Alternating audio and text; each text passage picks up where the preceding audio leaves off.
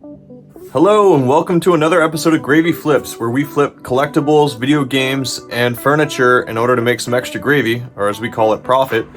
Today I'm going to be talking about two large video game collections I bought.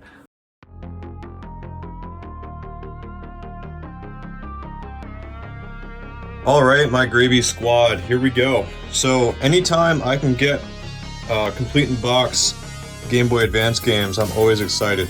So those of you who don't know, if you can find Nintendo games complete in the box, definitely do so, because it definitely increases the value. All these games are complete in the box. The one that's worth the most is this one right here with the 3D cover. It is worth about $70 to $80 complete, and this one's in fairly decent condition. So I think I could actually get close to $100 for this game as it is. This collection right here was sent to me by someone who I think he watches the videos or through my website. I paid $450 shipped for everything you see here, and I priced it all out, and there's some pretty solid value here. Included this really nice Nintendo 3DS XL, which is in really nice adult-owned condition. Anytime you can find 3DS XLs, the new 3DS, they sell between $200 to $250 when they're in really good condition like this. It's an easy $200 sale. The 3DS market was actually discontinued, so there's definitely some value to be had there. In addition, we got 5 really good N64 games. We got Star Wars Racer, Turok, Mario Party, this is like a $40 game. Gemini, and Wheel of Fortune.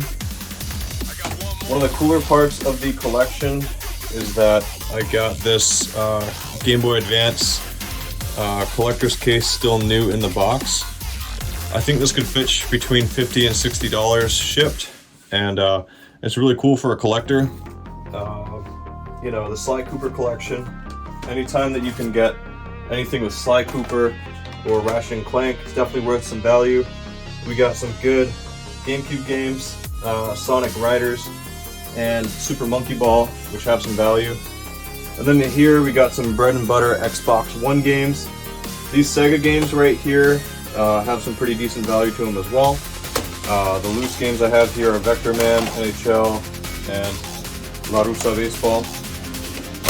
And then I have all these DS games right here, including a Pokemon X, Super Mario 3D Land, which is a pretty fun game to have.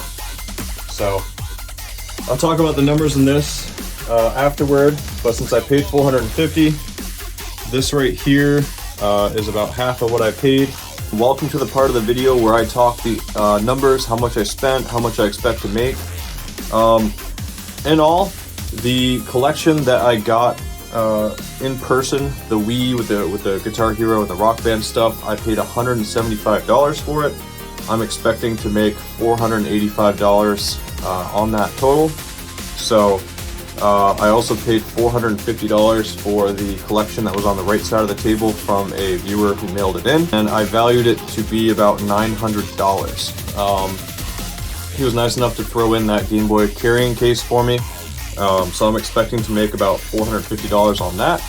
So when I add everything up, and then I subtract, so when I add up the $900 plus the $485 expected profit, and I subtract the $450 that I spent and the $175 that I spent in person, that gives me an estimated profit of $760 on today's collections.